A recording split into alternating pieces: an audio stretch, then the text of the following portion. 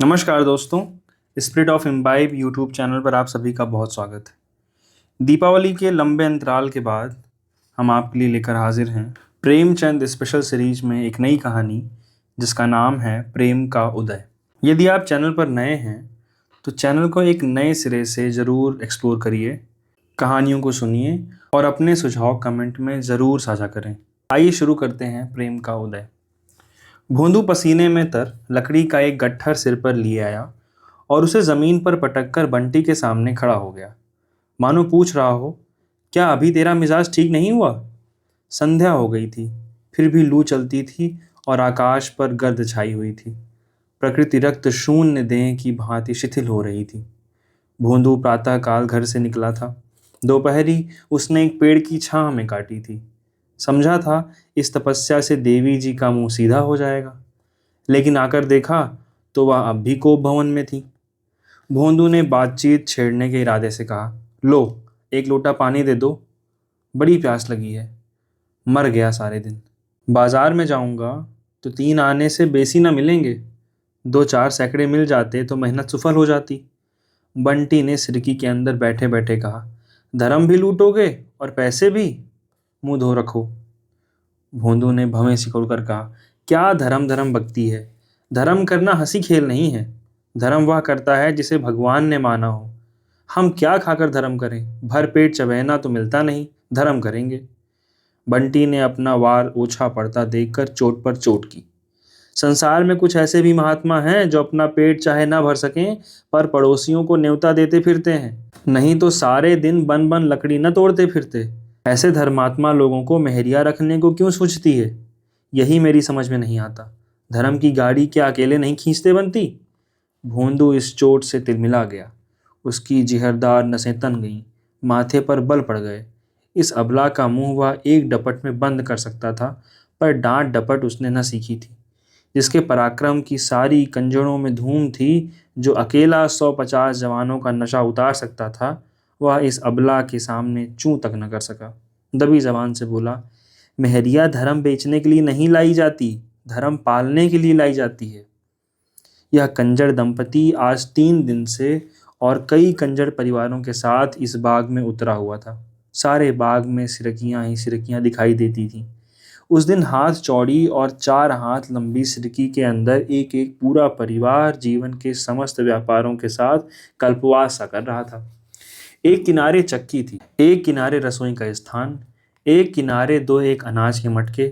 द्वार पर एक छोटी सी खटोली बालकों के लिए पड़ी थी। हर एक परिवार के साथ दो दो भैंसे या गधे थे। जब डेरा कूच होता था तो सारी गृहस्थी इन जानवरों पर लाद दी जाती थी। यही इन कंजरों का जीवन था। सारी बस्ती एक साथ चलती थी।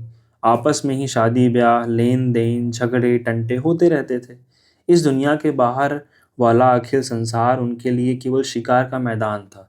उनके किसी इलाके में पहुंचते ही वहां की पुलिस तुरंत आकर अपनी निगरानी में ले लेती थी। पड़ाव के चारों तरफ चौकीदार का पहरा हो जाता था। स्त्री या पुरुष किसी गांव में जाते तो 2-4 चौकीदार उनके साथ हो लेते। रात को भी उनकी हाजिरी ही ली जाती थी। फिर भी आसपास के गांव में आतंक छाया हुआ था, क्योंकि कंजर लोग बहुधा घरों में घुसकर जो चीज चाहते उठा लेते और उनके हाथ में जाकर कोई चीज लौट न सकती थी। रात में ये लोग अक्सर चोरी करने निकल जाते थे। चौकीदारों को उनसे मिले रहने में ही अपनी कुशल दिखती थी। कुछ हाथ भी लगता था और जान भी बची रहती थी। सख्ती करने में प्राणों का भय था, कुछ मिलने का तो जिक्र ही क्या, क्योंकि कंजर लोग एक सीमा के बाहर किसी का दबाव न मानते थे। बस्ती में अकेला भोंदू अपनी मेहनत की कमाई खाता था, मगर इसलिए नहीं कि वह पुलिस वालों की खुशामद न कर सकता था। उसकी स्वतंत्र आत्मा अपने बाहुबल से प्राप्त किसी वस्तु का हिस्सा देना स्वीकार न करती थी, इसलिए वह यह नौबत आने ही नहीं देती थी। बंटी को पति की यह आचार निष्ठा एक आंख न भाती थी। उसकी और बहनें नई नई साड़ियाँ, नए नए आभूषण पहनती तो बंटी उन्हें देख देख कर पति की अकर्मण्यता पर कुढ़ती थी। इस विषय पर दोनों में कितने ही संग्राम हो चुके थे, लेकिन भोंदू अपना परलोक बिगाड़ने पर राजी न होता था। आज भी प्रातःकाल यही समस्या आ खड़ी थी और भोंदू लकड़ी काटने जंगलों में निकल गया था। सैकड़े मिल जाते तो आंसू पूछते, पर आज सैकड़े भी न मिले। बंटी ने कहा, जिनसे कुछ नहीं हो सकता वही धर्मात्मा बन जाते हैं। राण अपने मार में ही खुश है। भोंदू ने पूछा, तो मैं निखट्टू हूं? बंटी ने इस प्रश्न का सीधा साधा उत्तर न देकर कहा, मैं क्या जानूं तुम क्या हो। मैं तो यही जानती हूं कि यहाँ धेले धेले की चीज के लिए तरसना पड़ता है। यहीं सबको पहनते ओढ़ते हंसते खेलते देखती हूँ। क्या मुझे पहनने ओढ़ने हंसने खेलने की साथ नहीं है? तुम्हारे पल्ले पड़कर जिंदगानी नष्ट हो गई। भोंदू ने एक क्षण विचार मग्न रहकर कहा, जानती है, पकड़ा जाऊंगा तो 3 साल से कम की सजा न होगी। बंटी विचलित न हुई, बोली, जब और लोग नहीं पकड़े जाते तो तुम ही पकड़े जाओगे? और लोग पुलिस को मिला लेते हैं, थानेदार के पांव सहलाते हैं, चौकीदार की खुशामद करते हैं। तू चाहती है मैं भी औरों की तरह सबकी चिरौरी करता फिरूं? बंटी ने अपना हठ न छोड़ा। मैं तुम्हारे साथ सती होने नहीं आई। फिर तुम्हारे छुरे गणा से कोई और कहाँ तक डरे? जानवर को भी जब घास भूसा नहीं मिलता तो पगहा तुड़ाकर किसी के खेत में बैठ जाते हैं। मैं तो आदमी हूँ। भोंदू ने इसका कुछ जवाब न दिया। उसकी स्त्री कोई दूसरा घर ले, यह कल्पना उसके लिए अपमान से भरी थी। आज बंटी ने पहली बार यह धमकी दी। अब तक भोंदू इस तरह से निश्चिंत था। अब यह नई संभावना उसके सम्मुख उपस्थित हुई। उस दुर्दिन को वह अपना काबू चलने अपने पास न आने देगा। आज भोंदू की दृष्टि में वह इज्जत नहीं रही, वह भरोसा नहीं रहा। मजबूत दीवार को टिकोने की जरूरत नहीं। जब दीवार हिलने लगती है तब हमें उसको संभालने की चिंता होती है। आज भोंदू को अपनी दीवार हिलती हुई मालूम होती थी। आज तक बंटी अपनी थी। वह जितना अपनी ओर से निश्चिंत था उतना ही उसकी ओर से भी था। वह जिस तरह खुद रहता था उसी तरह उसको भी रखता था। जो खुद खाता था वही उसको खिलाता था। उसके लिए कोई विशेष फिक्र न थी। पर आज उसे मालूम हुआ कि वह अपनी नहीं है। अब उसका विशेष रूप से सत्कार करना होगा, विशेष रूप से दिलजोई करनी होगी। सूर्यास्त हो रहा था। उसने देखा उसका गधा चलकर चुपचाप सिर झुकाए चला आ रहा है। भोंदू ने कभी उसको खाने पीने की चिंता न की थी, क्योंकि गधा किसी और को अपना स्वामी बनाने की धमकी न दे सकता था। भोंदू ने बाहर आकर आज गधे को पुचकारा, उसकी पीठ सहलाई और तुरंत उसे पानी पिलाने के लिए डोल और रस्सी लेकर चला गया। इसके दूसरे ही दिन कस्बे में एक धनी ठाकुर के घर चोरी हो गई। उस रात को भोंदू अपने डेरे पर न था। बंटी ने चौकीदार से कहा, वह जंगल से नहीं लौटा। प्रातःकाल भोंदू आ पहुंचा। उसकी कमर में रुपयों की थैली थी, कुछ सोने के गहने भी थे। बंटी ने तुरंत गहनों को ले जाकर एक वृक्ष की जाड़ में गाड़ दिया। रुपयों की क्या पहचान हो सकती थी? भोंदू ने पूछा, अगर कोई पूछे इतने सारे रुपए कहाँ मिले तो क्या कहोगी? बंटी ने आंखें नचाकर कहा, कह दूंगी, क्यों बताऊं? दुनिया कमाती है तो किसी को हिसाब देने जाती है, हम ही क्यों अपना हिसाब दें? भोंदू ने संदिग्ध भाव से गर्दन हिलाकर कहा, यह कहने से गला ना छूटेगा बंटी। तू कह देना, मैं 3-4 माह से 2-2, 4-4 रुपए महीना जमा करते आई हूँ। हमारा खर्च ही कौन बड़ा लंबा है। दोनों ने मिलकर बहुत से जवाब सोच निकाले। जड़ी बूटियां बेचते हैं, एक एक जड़ी के लिए मुट्ठी मुट्ठी भर रुपए मिल जाते हैं। खस, सैकड़ों जानवरों की खालें, नख और चर्बी सभी बेचते हैं। इस ओर से निश्चिंत होकर दोनों बाजार चले। बंटी ने अपने लिए तरह तरह के कपड़े, चूड़ियाँ, टिकुलियाँ, बूंदें, सिंदूर, पान, तमाकू, तेल और मिठाई ली। फिर दोनों जने शराब की दुकान गए, खूब शराब पी। फिर 2 बोतल शराब रात के लिए लेकर दोनों घूमते घामते गाते बजाते घड़ी रात पर डेरे पर लौटे। बंटी के पांव आज जमीन पर न पड़ते थे। आते ही बन ठन कर पड़ोसियों को अपनी छवि दिखाने लगी। जब वह लौटकर अपने घर आई और भोजन पकाने लगी तब पड़ोसियों ने टिप्पणियां करनी शुरू की। कहीं गहरा हाथ मारा है, बड़ा धर्मात्मा बना फिरता था, बगला भगत है। बंटी तो आज जैसे हवा में उड़ रही है। आज भोंदुआ की कितनी खातिर हो रही है, नहीं तो कभी एक लुटिया पानी देने भी न उठती थी। रात को भोंदू को देवी की याद आई। आज तक कभी उसने देवी को वेदी पर बकरे का बलिदान न दिया था। पुलिस को मिलाने में ज़्यादा खर्च था, कुछ आत्मसम्मान भी खोना पड़ता। देवी जी केवल एक बकरे में राजी हो जाती हैं। हाँ, उससे एक गलती ज़रूर हुई थी। उसकी बिरादरी के और लोग साधारणतया कार्य सिद्धि के पहले ही बलिदान दिया करते थे। भोंदू ने यह खतरा ना लिया। जब तक माल हाथ ना आए उसके परोसे पर देवी देवताओं को खिलाना उसकी व्यावसायिक बुद्धि को न जचा। औरों से अपने कृत्य को गुप्त रखना भी चाहता था, इसलिए किसी को सूचना भी न दी, यहाँ तक कि बंटी से भी न कहा। बंटी तो भोजन बना रही थी, वह बकरे की तलाश में घर से निकल पड़ा। बंटी ने पूछा, अब भोजन करने के जून कहाँ चले? अभी आता हूँ, मत जाओ, मुझे डर लगता है। भोंदू स्नेह के नवीन प्रकाश से खिल कर बोला, मुझे देर न लगेगी, तू नया गणासा अपने पास रख ले। उसने गणासा निकालकर बंटी के पास रख दिया और निकला। बकरे की समस्या बेढप थी। रात को बकरा कहाँ से लाता? इस समस्या को भी उसने नए ढंग से हल किया। पास की बस्ती में एक गड़रिये के पास कई बकरे पले थे। उसने सोचा, वहीं से एक बकरा उठा लाऊं। देवी जी को अपने बलिदान से मतलब है या इससे कि बकरा कैसे आया और कहाँ से आया? मगर बस्ती के समीप पहुंचा ही था कि पुलिस के 4 चौकीदारों ने उसे गिरफ्तार कर लिया और मुश्कें बांध कर थाने ले गए। बंटी भोजन पकाकर अपना बनाव श्रृंगार करने लगी। आज उसे अपना जीवन सफल जान पड़ता था। आनंद से खिली जाती थी। आज जीवन में पहली बार उसके सिर में सुगंधित तेल पड़ा। आईना उसके पास एक पुराना अंधा सा पड़ा हुआ था। आज वह नया आईना लाई थी। उसके सामने बैठकर उसने केवल अपने केस संवारे, मुंह पर उपटन मला। साबुन लाना भूल गई थी। साहब लोग साबुन लगाते ही थे तो इतने गोरे हो जाते हैं। साबुन होता तो उसका रंग कुछ और तो निखर आता। कल वह अवश्य साबुन की कई बट्टियां लाएगी और रोज लगाएगी। केश गूंथ कर उसने माथे पर अलसी का लुआव लगाया जिसमें बाल न बिखरने पाए। फिर पान लगाए। चूना ज्यादा हो गया था, कड़फड़ों में छाले पड़ गए थे, लेकिन उसने समझा शायद पान खाने का यही मजा है। आखिरी कड़वी मिर्च भी तो लोग मजे में खाते हैं। गुलाबी साड़ी पहन और फूलों का गजरा गले में डालकर उसने आईने में अपनी सूरत देखी तो उसके आबनूसी रंग पर लाली दौड़ गई। आप ही आप लज्जा से उसकी आंखें झुक गईं। दरिद्रता की आग से नारित्व भी भस्म हो जाती है। नारित्व की लज्जा का क्या जिक्र। मैले कुचैले कपड़े पहनकर लजाना ऐसा ही है जैसे कोई चबैने में सुगंध लाकर खाए। इस तरह सजकर बंटी भोंदू की राह देखने लगी। जब अब भी वह न आया तो उसका जी झुंझलाने लगा। रोज तो सांझ ही से द्वार पर पड़े रहते थे, आज न जाने कहाँ जाकर बैठे रहे। शिकारी अपनी बंदूक भर लेने के बाद इसके सिवा और क्या चाहता है कि शिकार सामने आए। बंटी के सूखे हृदय में आज पानी पड़ते ही उसका नारित्व अंकुरित हो गया। झुंझलाहट के साथ उसे चिंता भी होने लगी। उसने बाहर निकलकर कई बार पुकारा। उसके कंठ स्वर में इतना अनुराग कभी न था। उसे कई बार भान हुआ कि भोंदू आ रहा है। वह हर बार सिरकी के अंदर दौड़ आई और आईने में सूरत देखी कि कुछ बिगड़ न गया हो। ऐसी धड़कन, ऐसी उलझन उसकी अनुभूति से बाहर थी। बंटी सारी रात भोंदू के इंतजार में उद्विग्न रही। ज्यों ज्यों रात बीतती थी उसकी शंका तीव्र हो जाती थी। आज ही उसके वास्तविक जीवन का आरंभ हुआ था और आज ही यह हाल। प्रातःकाल वह उठी तो अभी कुछ अंधेरा ही था। इस रत जगह से उसका चित्त खिन्न और सारी देह अलसाई हुई थी। रह रहकर भीतर से एक लहर भी उठती थी। आंखें भर भर आती थीं।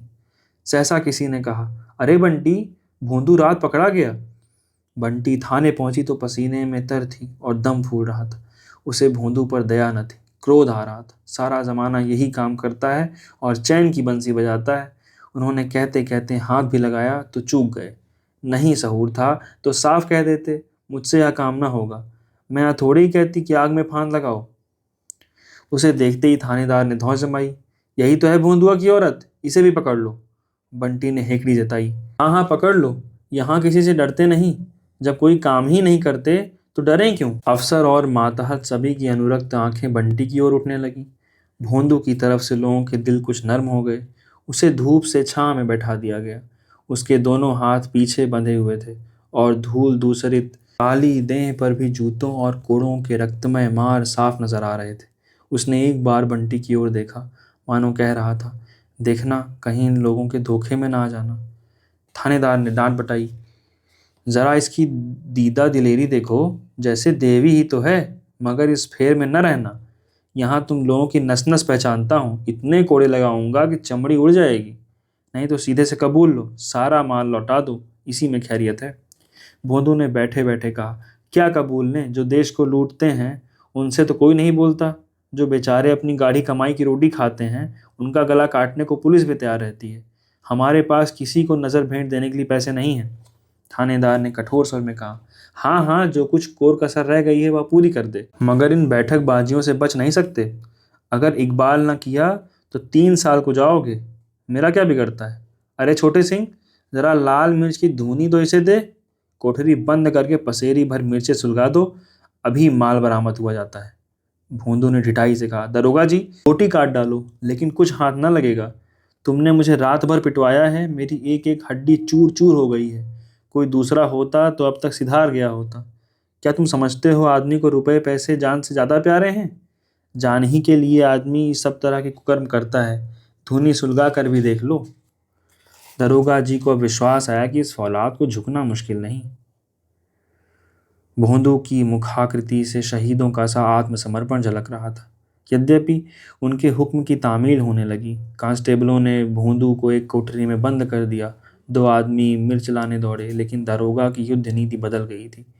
बंटी का हृदय क्षोभ से फटा जाता था। वह जानती थी चोरी करके इकबाल कर लेना कंजर जाति की नीति में महान लज्जा की बात है। लेकिन क्या यह सचमुच मिर्च की धुनी सुलगा देंगे? इतना कठोर है इनका हृदय। सालन बघारने में कभी मिर्च जल जाती है तो छींकों और खांसियों के मारे दम निकलने लगता है। जब नाक के पास धुनी सुलगाई जाएगी तब तो प्राण ही निकल जाएंगे।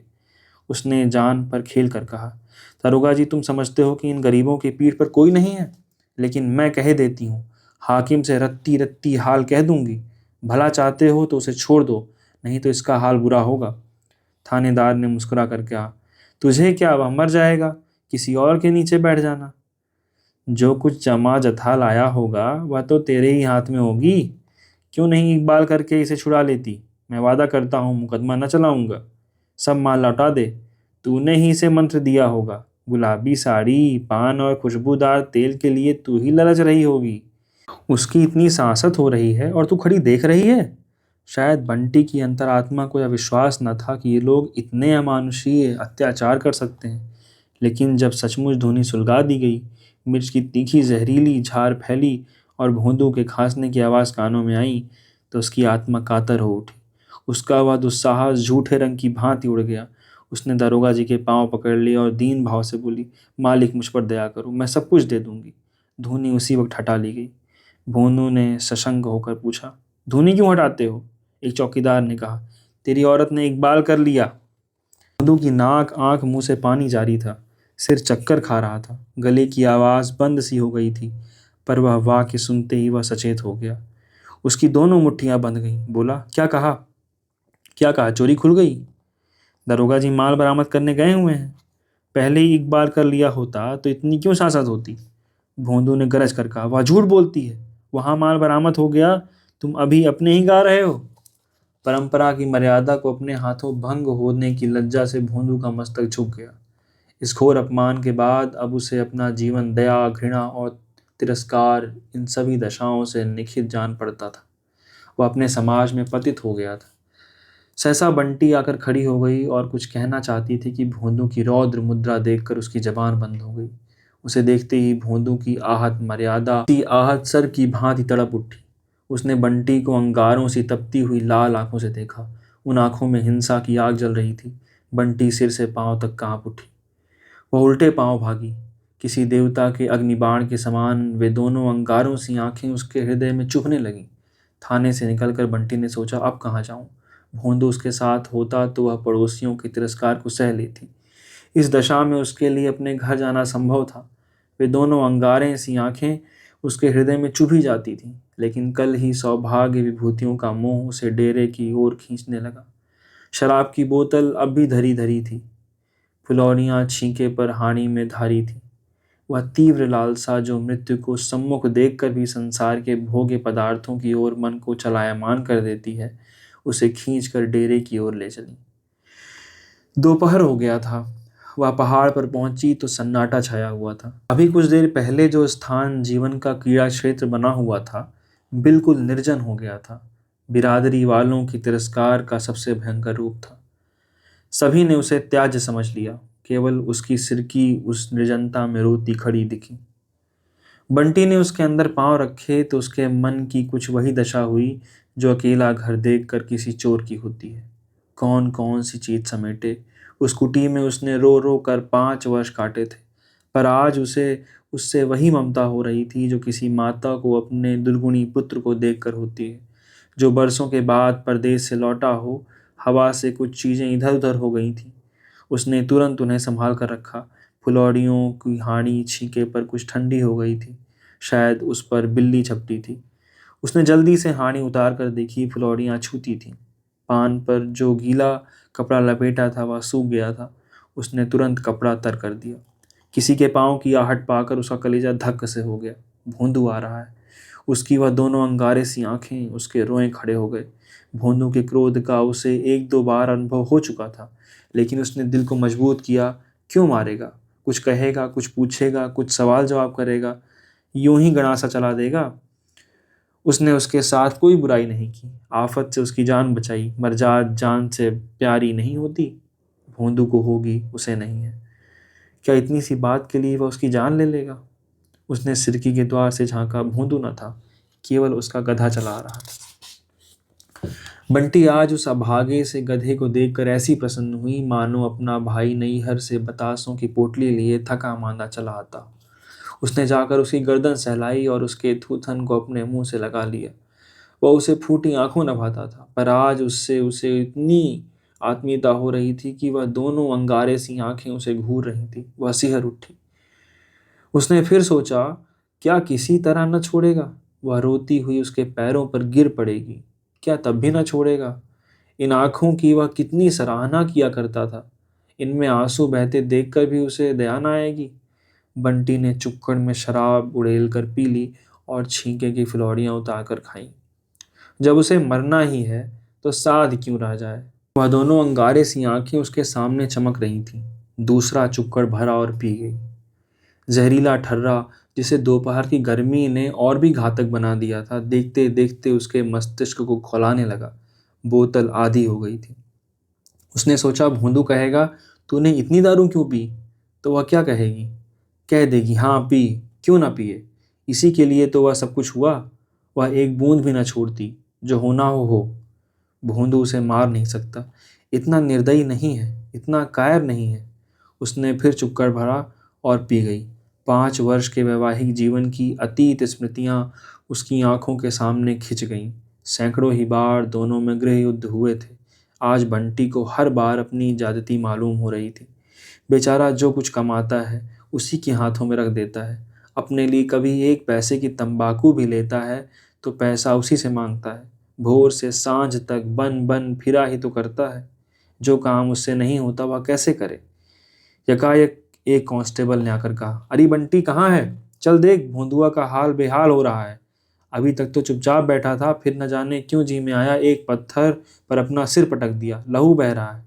अगर हम दौड़ कर पकड़ न लेते, जान ही दे दी थी। 1 महीना बीत गया था। संध्या का समय था। काली काली घटाएं छाई थीं और मूसलाधार वर्षा हो रही थी। भोंदू की सिरकी अब भी निर्जन स्थान पर खड़ी थी। भोंदू कटोली पर पड़ा हुआ था। उसका चेहरा पीला पड़ गया था और देह जैसे सूख गई थी। वह सशंक आंखों से वर्षा की ओर देखता था। चाहता है उठकर बाहर देखूं, पर उठा नहीं जाता। बंटी सिर पर घास का एक बोझ लिए पानी में लथपथ आती दिखलाई दी। वही गुलाबी साड़ी है, पर तार तार, किंतु उसका चेहरा प्रसन्न है। विषाद और ग्लानि के बदले आंखों से अनुराग टपक रहा है।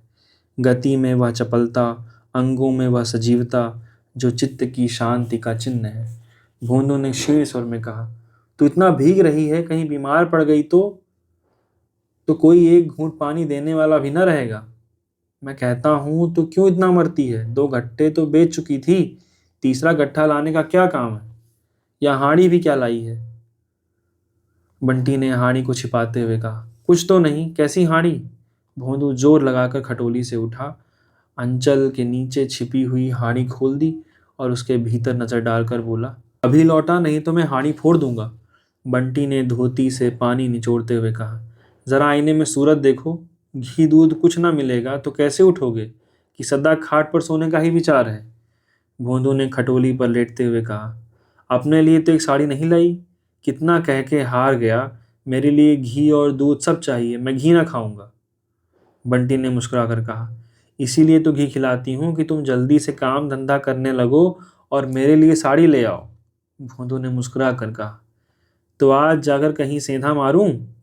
बंटी ने उसके गले पर एक ठोकर देकर कहा, पहले मेरा गला काट देना, तब जाना। बहुत शुक्रिया।